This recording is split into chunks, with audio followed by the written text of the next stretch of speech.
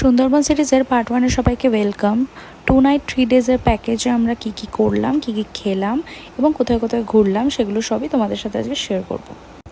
প্রথমে ক্যানিং লোকাল ধরে শিয়ালদা স্টেশন থেকে ক্যানিংয়ে পৌঁছালাম, ওখান থেকে অটো করে সোনাখালি, ওখান থেকে আমাদের যাত্রা হলো শুরুতেই আমাদের লঞ্চের একটা ছোট্ট ট্যুর দিচ্ছি।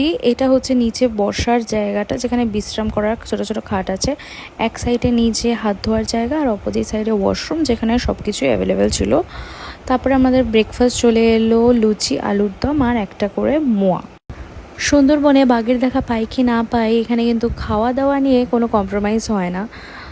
একটার পর একটা খাবার এসেই যাচ্ছে, চা কফির ব্যবস্থা সবসময় রয়েছে। তারপরে মিট স্ন্যাক্সে চলে এলো চিংড়ি মাছের পকোড়া, যেটা খুবই টেস্টি ছিল খেতে। তারপর দেখতে দেখতেই চলে এলো দুপুরের খাওয়ার ডাক, ভাত ডাল ঝুরঝুরে আলু ভাজা দিয়ে মেখে খেলাম জমিয়ে। তারপরে পাতে পড়লো দই কাতলা, যেটা খেতে অসাধারণ ছিল, আর গলদা চিংড়ি বড় বড় সাইজের। চাটনি পাঁপড় দিয়ে খাবার শেষ করলাম। সন্ধ্যেবেলা স্ন্যাক্সে ছিল চাউমিন আর কফি।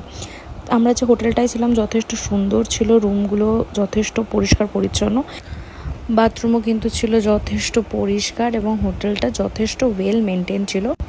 রাতে ডিনারে ছিল ভাত বা জিরা রাইস, যেটা অপশনাল ছিল, সঙ্গে একটা আলু ফুলকপির তরকারি আর মাটন, যেটা কিন্তু একদম আনলিমিটেড ছিল। ভিডিওটা ভালো লাগলে একটা লাইক করে দিতে হবে আর পার্ট 2 এর জন্য কিন্তু ফলো করতে হবে। বাই।